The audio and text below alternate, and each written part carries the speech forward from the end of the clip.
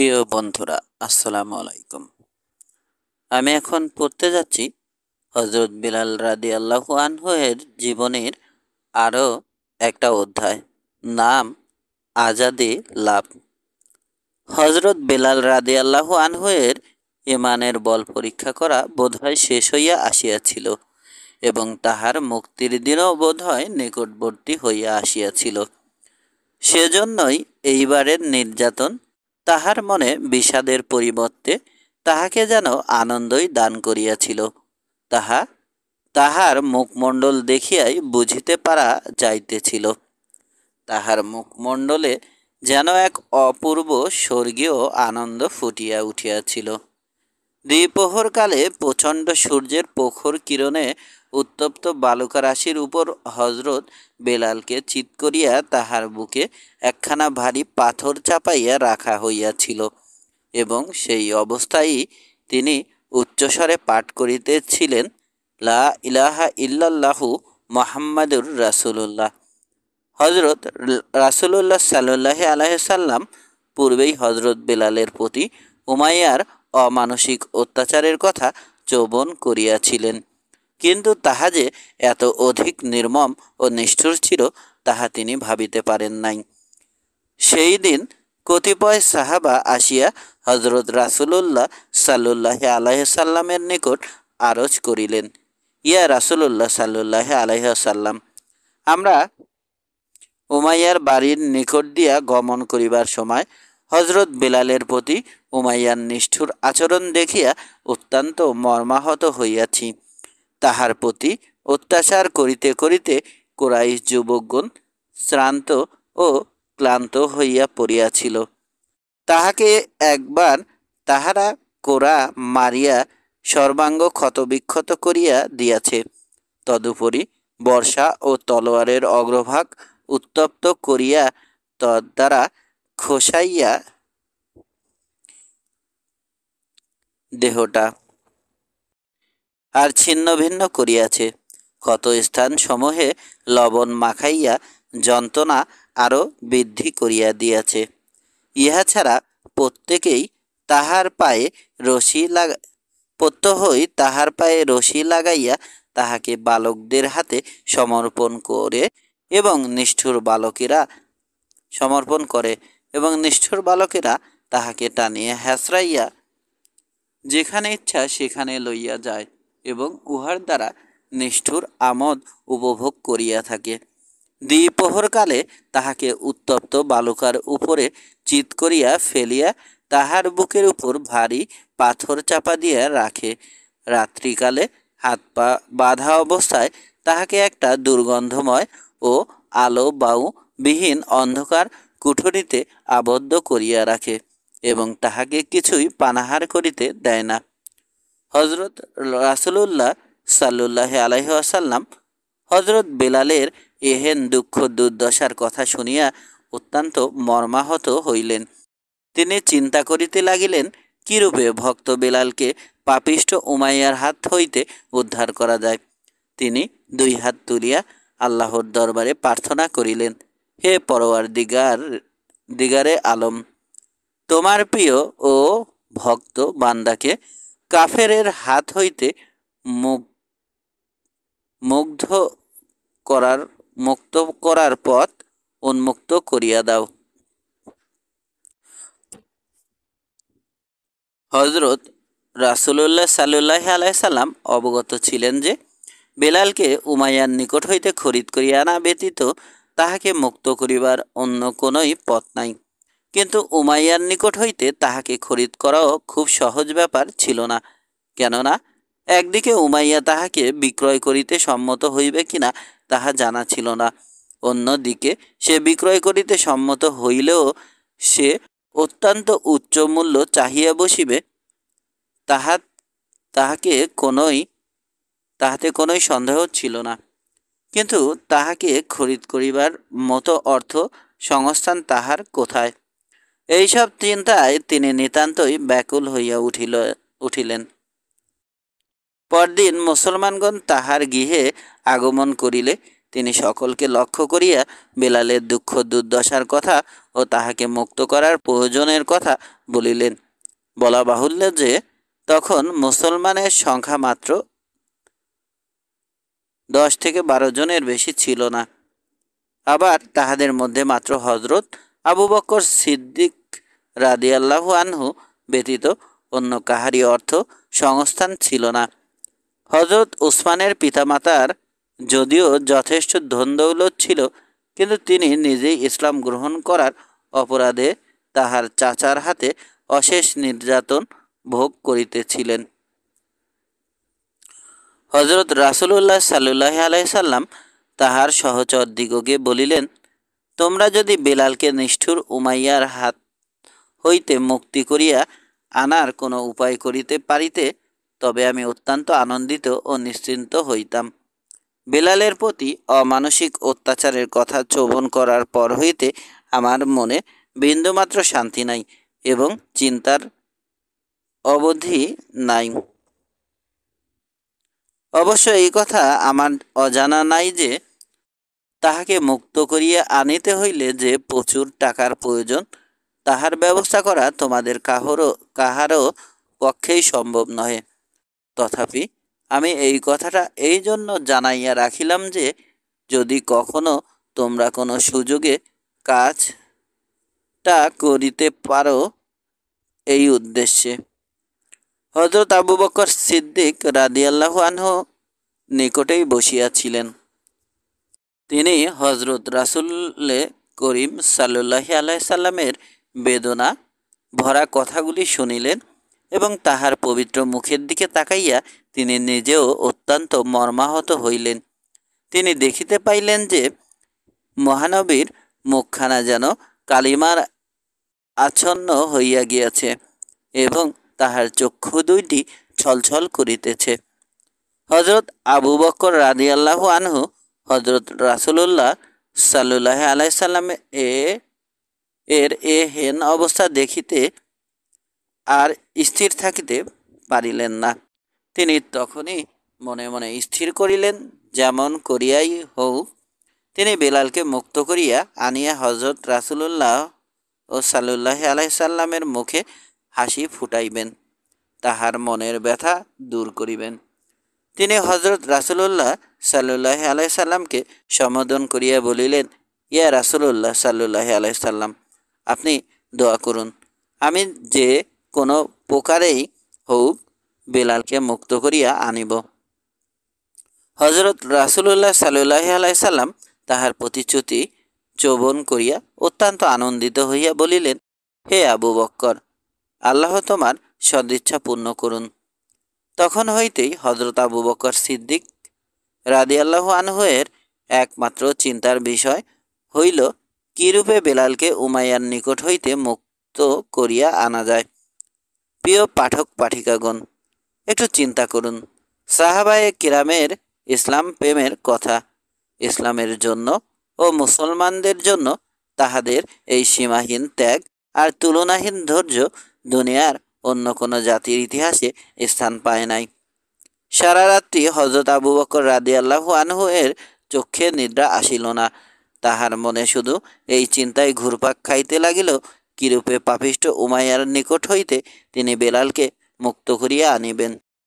কোনরূপে রাত্রিটুকু অতিবাহিত করিয়া অতি প্রত্যুষেই তিনি উমাইয়ার বাড়ির দিকে চলিলেন। এমন এক সময় ছিল যখন হযরত আবু বক্করকে মক্কার প্রত্যেকটি নরনারী ভয় ও সম্মান করিয়া চলিত। মক্কার এমন কোনো লোক ছিল না যে হযরত আবু বকর রাদিয়াল্লাহু আনহুকে সম্মান ও ভয় না করিত। কিন্তু ইসলাম গ্রহণ করার পর হইতে মক্কার লোকেরা তাহারাও পরম শত্রুতে পরিণত হইয়াছে। কাজেই তাহার পক্ষেও একাকী যখন তখন যেখানে সেখানে যাওয়া নিরাপদ নহে। যে কোনো মুহূর্তে তাহার নিজের বিপদ ঘটিতে পারে, এই চিন্তাটুকু পর্যন্ত তাহার মনে উদয় হইল না।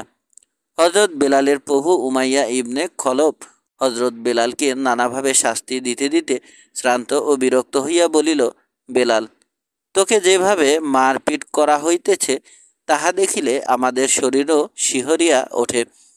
তুই বরং একটাবার আমাদের দেবদেবীর প্রশংসা কর, আমি তোর প্রতি শাস্তি প্রদান করা বন্ধ করিয়া দিব।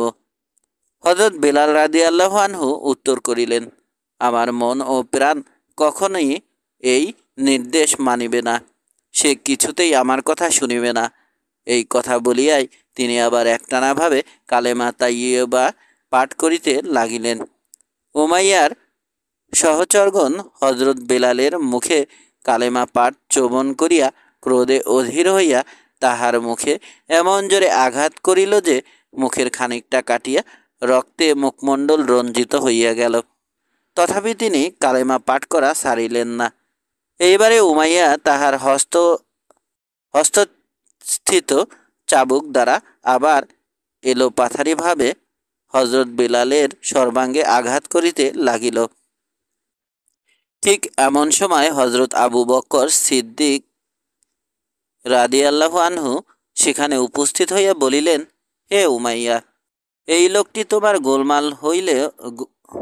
গোলাম হইলেও সেও তো তোমাদেরই মতো মানুষ। মানুষ হইয়া কোনো মানুষকে এমন নির্দয়ভাবে প্রহার করা উচিত নয়। উমাইয়া পূর্বে হযরত আবু বকর রাদিয়াল্লাহু আনহুকে বিশেষ সম্মান করিয়া কথা বলিত, কিন্তু ইসলাম গ্রহণ করার পর হইতে সেও তাহাকে আর তেমন গ্রাহ্য করে না। সে হয়তো আবু বকরের কথার উত্তরে বলিল সে হযরত আবু বকরের কথার উত্তরে বলিল, আমার গোলামকে আমি মারিব, তাহাতে তোমার এমন মাথা ব্যথা কেন? কে তোমাকে আমার গোলামের সপক্ষে দালালি করিতে ডাকিয়াছে? হযরত আবু বকর রাদিয়াল্লাহু আনহু তাহার কথায় রাগান্বিত না হইয়া বেশ ধীরে সুস্থেই বলিলেন, তোমার গোলাম হওয়ার পূর্ব হইতেই সে আল্লাহর গোলাম। হে উমাইয়া, একটু চিন্তা করিয়া দেখো, উহাকে এরূপভাবে মারপিট করিয়া হত্যা করিয়া ফেলিলে তুমি আল্লাহর নিকট তো অপরাধী হইবেই, তাহা ছাড়া তোমার নিজের একটা সম্পদও তো নষ্ট হইবে। নিজের সম্পদ নিজে নষ্ট বা ধ্বংস করা কোনো বুদ্ধিমানের কাজ নহে, বরং তোমার একটা উত্তম পন্থা বলিয়া দিতেছি। উমাইয়া জিজ্ঞাসা করিল, কি উত্তম পন্থা? হযরত আবু বকর রাদিয়াল্লাহু আনহু বলিলেন, তুমি উহাকে আমার নিকট বিক্রয় করো, আমি উহাকে উপযুক্ত মূল্যে কিনিয়া লইব। বলো, তুমি উহার দাম কত চাও? এই কথাটা শুনিয়া উমাইয়া একেবারে তেলে বেগুনে জ্বলিয়া উঠিল। সে বলিল, না, আমি উহাকে কিছুতেই বিক্রয় করিব না, বরং নতুন ধর্ম ত্যাগ না করা পর্যন্ত আমি উহাকে এইভাবেই শাস্তি দিতে থাকিব। আমি উহাকে একেবারে মারিয়া ফেলিব না, মরিতে দিব না। উহাকে আমি বিক্রয়ও করিব না। কি করিব আমি? উহাকে বিকৃত অর্থ দিয়া আমার অর্থের অভাব আছে নাকি? উহাকে আমি জীবন্ত কবর দিব, তথাপি বিক্রয় করিব না। উহাকে বিক্রয় করার মানেই উহার জেদের নিকট আমার পরাজয় স্বীকার করা। না না, উমাইয়া কখনোই তাহার গোলামের কাছে পরাজয় স্বীকার করিবে না। হযরত আবু বকর সিদ্দিক রাদিয়াল্লাহু আনহু আবার তাহাকে বলিলেন, উহার দ্বারা যখন তোমার সংসারের কোনো কাজ হইতেছে না, তখন উহাকে রাখিয়া তোমার লাভ কি? উহাকে কষ্ট দিয়ে মারিয়া ফেলিলেও তো তোমার কোনো লাভ হইতেছে না। আর তুমি যে উহার নিকট পরাজয় স্বীকার করার কথা বলিতেছ, তাহাও যদি নিজের জেদ বজায় রাখিতে যাইয়া মরিয়াই যায়, তবেও তো সেই একই কথাই হইল। মরিয়া গেলেও তো লোকে বলিবে যে উমাইয়ার গোলাম নিজের জেদ বজায় রাখিতে যাইয়া জীবন বিসর্জন দিয়াছে, তথাপি পরাজয় স্বীকার করে নাই। তাহার চেয়ে বরং তুমি উহাকে বিক্রয় করিয়া আর একটা ভালো গোলাম কিনিয়া লও। পাপিষ্ঠ উমাইয়া পূর্বের মতোই উত্তর করিল, না, আমি কিছুতেই উহাকে বিক্রয় করিব না। তুমি অযথা আমাকে এই বিষয়ে অনুরোধ করিও না ভাই, আমি তোমার এই অনুরোধ রক্ষা করিতে পারিব না। যদিও আমি তোমাকে বিশেষ শ্রদ্ধার চক্ষে দেখিয়া থাকি, যদি সত্যই সে আমার কথায় বাধ্য না হয়, তবে উহাকে আমি তিলে তিলে ভোগাইয়া মারিয়া ফেলিব। উহার মতো একটা গোলাম মরিয়া গেলে তাহাতে উমাইয়ার কোনোই ক্ষতি হইবে না। হজরত আবু বকর সিদ্দিক রাদিয়াল্লাহু আনহু বুঝিলেন ব্যাপারটা খুব সহজ নহে, সহজে উহাকে সম্মত করান যাইবে না, আবার উহাকে এই বিষয়ে চটানো যাইবে না, বরং খুব সাবধানে কথা বলিলে ফল বিপরীত দাঁড়াইতে পারে। এই জন্য তিনি বেশ নম্র সুরেই বলিলেন, ভাই উমাইয়া, আমার একটি গোলামের বিশেষ প্রয়োজন ছিল। আমি শুনিতে পাইলাম যে তোমার গোলাম বেলালকে লইয়া তুমি খুবই বিব্রত হইয়া পড়িয়াছ। তাহার দ্বারা তোমার সংসারের কোনো কাজকর্মই হইতেছে না। সেই জন্যই আমি এইরূপ ধারণা করিয়া আসিয়াছিলাম যে তুমি যদি উহাকে আমার নিকট বিক্রয় করিয়া আর একটা গোলাম কিনিয়া লও, তবে তোমারও উপকার হইবে আর আমারও উপকার হইবে। উমাইয়ার সেই একই কথা, সে আপন প্রতিজ্ঞায় অটল ও অচল। সে আবার উত্তর করিল, না ভাই, আমি উহাকে কিছুতেই বিক্রয় করিব না। আমি উহাকে বশে আনিব, আর না হয় তিলে তিলে শাস্তি দিয়া উহাকে একেবারে নিঃশেষ করিয়াই ফেলিব। উমাইয়ার কথায় হযরত আবু বকর রাদিয়াল্লাহু আনহু অত্যন্ত হতাশ ও চিন্তিত হইয়া সেদিনকার মতো গৃহে ফিরিলেন। তিনি সারা রাত্রি চিন্তা করিয়া কাটাইলেন, কি করিতেই হইবে। আমি যে হজরত রাসূলুল্লাহ সাল্লাল্লাহু আলাইহি সাল্লামের নিকট কথা দিয়েছি যে কোনো উপায়েই হোক আমি বেলালকে মুক্ত করিয়া আনিব, তখন তাহাকে মুক্ত এখন তাহাকে মুক্ত না করিয়া কিরূপে আমি হজরত রাসূলুল্লাহ সাল্লাল্লাহু আলাইহি সাল্লামকে মুখ দেখাইব। অতঃপর একটা পন্থা তাহার মনে হইল। পরদিন প্রত্যুষে উঠিয়া হযরত আবু বকর রাদিয়াল্লাহু আনহু হযরত আব্বাসের সহিত সাক্ষাৎ করিলেন। হযরত আব্বাস তখনও ইসলাম গ্রহণ করিয়াছিলেন না, তবে তিনি মুসলমানদের প্রতি কোনরূপ বিদ্বেষভাবও পোষণ করিতেন না। বিশেষত হযরত আবু বক্করের সহিত তাহার অকৃত্রিম বন্ধুত্ব ছিল। হযরত আব্বাস ছিলেন হযরত রাসূলুল্লাহ সাল্লাল্লাহু আলাইহি সাল্লামের আপন চাচা। হযরত আবু বক্কর রাদিয়াল্লাহু আনহু হযরত আব্বাসের নিকট বেলাল সম্বন্ধে সব কথা খুলিয়া বলিলেন। হযরত আব্বাস বলিলেন, আচ্ছা, আমি চেষ্টা করিয়া দেখি কত দূর কি করিতে পারি। অবশ্য তোমার নিকটে বেলালকে বিক্রয় করিতে উমাইয়া সহজে স্বীকার করিবে না। আমি নিজেই কিনিব বলিয়া প্রস্তাব করিলে হয়তো স্বীকার করিতে পারে। উমাইয়ার মাতা ছিল হযরত আব্বাসের জনক পোষ্যপুত্রের সন্তান। হযরত আব্বাসই তাহাকে উমাইয়ার পিতা খলফের সহিত বিবাহ দিয়াছিলেন।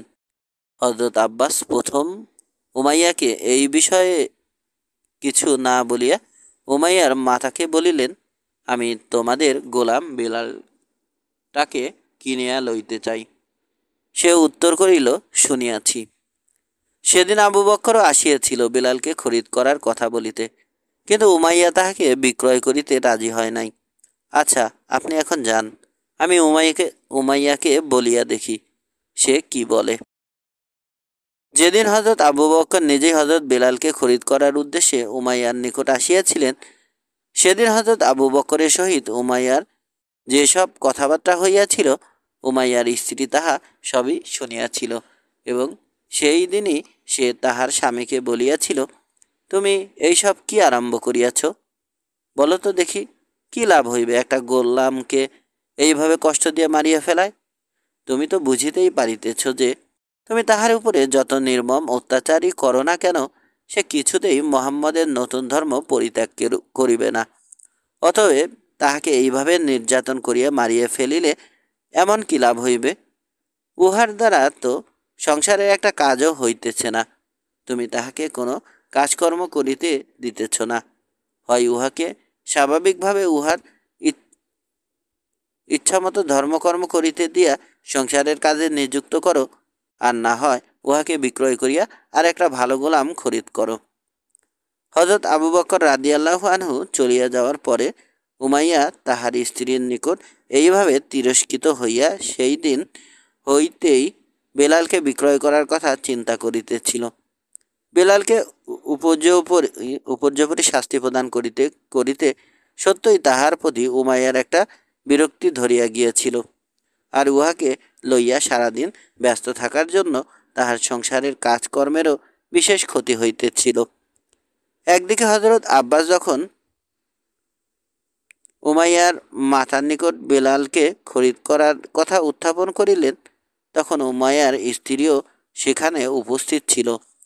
সেও বলিল, বেশ, আপনি এখন যান, আমরা উভয়ে চেষ্টা করিয়া দেখি কতদূর কি করিতে পারি। অতঃপর উমাইয়ার মাতা ও স্ত্রী উভয়ে যখন উমাইয়ার নিকট বেলালকে বিক্রয় করার কথা উত্থাপন করিল, তখন আর সে বিশেষ আপত্তি না করিয়া সহজেই সম্মত হইল। অতঃপর হজরত আব্বাসকে সংবাদ দেওয়া হইল।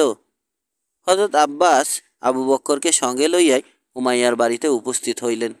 হজরত আবু বক্করই উমাইয়াকে বলিলেন, বেলালের জন্য তোমাকে কত মূল্য দিতে হইবে ভাই? উমাইয়া উত্তর করিল, উহার জন্য মূল্য আমি খুব বেশি চাইতাম, কারণ উহার মতো বুদ্ধিমান ও কর্মঠ গোলাম সমগ্র মক্কায় আর একটাও খুঁজিয়া পাওয়া যাইবে না। সত্য বলিতে কি, নতুন ধর্ম গ্রহণ করিবার পূর্ব পর্যন্ত সে একাই 10টি গোলামের কাজ করিত এবং উহাকে কখনো কোনো কাজের কথা বাতলাইয়া দিবার প্রয়োজন হইত না। কিন্তু বর্তমানে ও আমার নিতান্তই অবাধ্য, সেই জন্য উহার প্রতি আমার একটা বিরক্তি আসিয়াছে। অধিকন্তু এখন আপনারা উভয়ে আসিয়াছেন, এখন একটু বিবেচনা করিয়াই দাম চাওয়া উচিত। দাম দিতে হইবে 100 আউরিয়া এবং একটা ভালো গোলাম কিনিবার উপযোগী মূল্য। হযরত আবু বকর রাদিয়াল্লাহু আনহু বলিলেন, বেশ, আমি তোমাকে নগদ 100 আউরিয়াই দিব। আর আমার একজন ভালো গোলাম আছে, যে বেলালের মতো নহে, তোমার একান্ত বাধ্য ও অনুগতই থাকিবে, তাহাকেই আমি তোমার হাতে সমর্পণ করিব। উমাইয়া বলিল, তাহা হইলে তো বেশ ভালোই হয়, কারণ গোলাম যখন আমাকে একটা কিনিতেই হইবে, তখন কোথায় আবার খুঁজিতে যাইব? আজ কালকার দিনে গোলাম কেনাও একটা মস্ত ঝামেলা। হযরত আবু বক্কর রাদিয়াল্লাহু আনহু টাকা লইয়াই আসিয়াছিলেন। তিনি তখনই 100 আউরিয়া গুনিয়া উমাইয়ার হাতে প্রদান করিয়া হযরত আব্বাসকে সেখানেই বসাইয়া রাখিয়া নিজ বাড়িতে চলিয়া আসিলেন এবং কিছুক্ষণের মধ্যেই নিজের গোলামটিকে সঙ্গে করিয়া আনিয়া উমাইয়ার হাতে সমর্পণ করিলেন। সেই সঙ্গে গোলাম বিনিময়ের একটা চুক্তিপত্র লিখিত হইল। অতঃপর তিনি হযরত বেলালকে সঙ্গে লইয়া মহা আনন্দে হযরত আবু বক্কর রাদিয়াল্লাহু আনহু বাড়ি ফিরিল। হযরত আবু বক্করের তখন মনে হইতেছিল যে যেন বিরাট একটা পাহাড় সব বোঝা তাহার মাথার উপর হইতে নামাইয়া লওয়া হইয়াছে। কেননা এই কয়েকদিনে বেলালকে মুক্ত করার চিন্তা তাহাকে এইভাবে পাইয়া বসিয়াছিল যে তাহার মনে এক বিন্দু শান্তি ছিল না। তিনি আহার নিদ্রার কথা পর্যন্ত সম্পূর্ণ ভুলিয়া গিয়াছিলেন। একদিকে মহানবীর নিকট তিনি প্রতিশ্রুতি দিয়াছিলেন, অন্যদিকে বেলালের প্রতি অকথ্য অত্যাচার তাহার অন্তরকে সর্বদা পীড়ন করিতেছিল। আজ এই উভয় সংকট হইতে তিনি রেহাই পাইলেন। হযরত আবু বকর রাদিয়াল্লাহু আনহু বাড়ি আসিয়া হযরত বেলালকে উত্তম রূপে গোসল করাইলেন, উত্তম বস্ত্র পরিধান করাইলেন এবং আহারাদি করানোর পর তাহার পাশে বসিয়া চেনেহের সুরে বলিলেন, ভাই বেলাল, পরম করুণাময় আল্লাহ তাআলার অসীম রহমাতে আজ তোমাকে মহাপাপী উমাইয়ার কবল হইতে উদ্ধার করিয়া আনিতে সমর্থ হইয়াছি। এই জন্য আমি আল্লাহর দরবারে অশেষ শুকরিয়া আদায় করিতেছি। ভাই, যদিও আমি তোমাকে খরিদ করিয়া আনিয়াছি, তথাপি তুমি আমার কৃতদাস নয়। আজ হইতে তুমি সম্পূর্ণ আজাদ। তুমি ইচ্ছা করিলে স্বাধীনভাবে আমার গৃহে অবস্থান করিতে পারো, অথবা তোমার সুযোগ ও সুবিধা মতো যে কোনো স্থানে চলিয়া যাইতে পারো। তোমার উপরে আমার কোনো দাবি দেওয়া নাই। হযরত আবু বকর রাদিয়াল্লাহু আনহু এর মধুর কথা শুনিয়া হযরত বেলাল রাদিয়াল্লাহু আনহু যেন একেবারে স্তম্ভিত হইয়া গেলেন। তাহার মুখে বাক্য স্ফূর্তি হইল না। তিনি অনেকক্ষণ পর্যন্ত একদৃষ্টে তাহার মুখের দিকে তাকাইয়া রহিলেন। তাহার দুই চক্ষু হইতে টপ টপ করিয়া কৃতজ্ঞতার অশ্রু গড়াইয়া পড়িতে লাগিল। তিনি ভাবিতে লাগিলেন, কি আশ্চর্য! মানুষের অন্তঃকরণ যে এত মহৎ হইতে পারে, ইহা যে এতদিন আমার কল্পনার অতীত ছিল। এত চেষ্টা করিয়া, এত টাকা দিয়া কিনিয়া আনিয়া সঙ্গে সঙ্গেই তিনি আমাকে আজাদ করিয়া দিতেছেন, উহা যে আমার পক্ষে বিশ্বাস করাই অসম্ভব। হজরত বেলালকে চুপ করিয়া থাকিতে দেখিয়া হজরত আবু বকর রাদিয়াল্লাহু আনহু বলিলেন, কি বেলাল, কথা বলিতেছ না যে, কি ভাবিতেছ? তিনি উত্তর করিলেন, ভাবিব আর কি, ভাবিতেছি এত মহৎ আপনার অন্তঃকরণ। হজরত আবু বকর সিদ্দিক রাদিয়াল্লাহু আনহু বলিলেন, বেলাল, তোমাকে খরিদ করার সঙ্গে সঙ্গেই আজাদ করিয়া দিয়েছি। ইহাতে আমার মহত্বের যে কিছুই নাই। মহানবীর নিকট হইতে যে মহান শিক্ষা আমরা পাইয়াছি, ইহা যে সেই মহান নীতি, ইহা তো সেই মহানবীরই আদর্শ। তিনি আমাদিগকে শিক্ষা দিয়াছেন, যাবতীয় মুসলমান একে অন্যের ভাই। চলো ভাই, এখন আমরা উভয়ে যাইয়া হযরত রাসূলুল্লাহ সাল্লাল্লাহু আলাইহি সাল্লামকে এই শুভ সংবাদ জ্ঞাপন করি। তুমি তো জানো না বেলাল, তোমার প্রতি পাপিষ্ঠ উমাইয়ার নিষ্ঠুর নির্যাতনের কথা শ্রবণ করিয়া আমাদের দয়ার নবী কতদূর বাকুল হইয়া রহিয়াছেন তোমার জন্য। হযরত বেলালের অন্তরে মহানবীর সহিত সাক্ষাতের আকুল আকাঙ্ক্ষা অনেক পূর্ব হইতে জাগরুক ছিল। সেই জন্য হযরত আবু বকরের কথায় আনন্দে তাহার হৃদয় নৃত্য করিয়া উঠিল। অতঃপর হযরত আবু বকর রাদিয়াল্লাহু আনহু হযরত বেলালকে সঙ্গে লইয়া হযরত নবী করিম সাল্লাল্লাহু আলাইহি ওয়াসাল্লামের দরবারে উপস্থিত হইলেন এবং সব ঘটনা বিস্তারিতভাবে খুলিয়া বলিলেন। হযরত রাসূলুল্লাহ সাল্লাল্লাহু আলাইহি সাল্লাম এই শুভ সংবাদ শ্রবণ করিয়া অত্যন্ত আনন্দিত হইলেন এবং প্রাণ ভরিয়া তাহাকে দোয়া করিলেন। হযরত বেলাল রাদিয়াল্লাহু আনহু হযরত রাসূলুল্লাহ সাল্লাল্লাহু আলাইহি সাল্লামকে কদমমুচি করিয়া উঠিয়া দূরে সরিয়া দাঁড়াইলেন। হযরত রাসূলুল্লাহ সাল্লাল্লাহু আলাইহি সাল্লাম উঠিয়া তাহাকে বুকের সহিত জড়াইয়া ধরিয়া আলিঙ্গন করিলেন এবং মস্তকে হাত বুলাইয়া দোয়া করিলেন। হযরত রাসূল পাক সাল্লাল্লাহু আলাইহি সাল্লামের প্রত্যক্ষ দোয়া লাভ করিয়া হযরত বেলাল রাদিয়াল্লাহু আনহু নিজেকে ধন্য মনে করিলেন এবং তখনকার মতো তাহার নিকট হইতে বিদায় লইয়া হযরত আবু বকর সিদ্দিক রাদিয়াল্লাহু আনহু এর সহিত তাহার গৃহে প্রত্যাগমন করিলেন।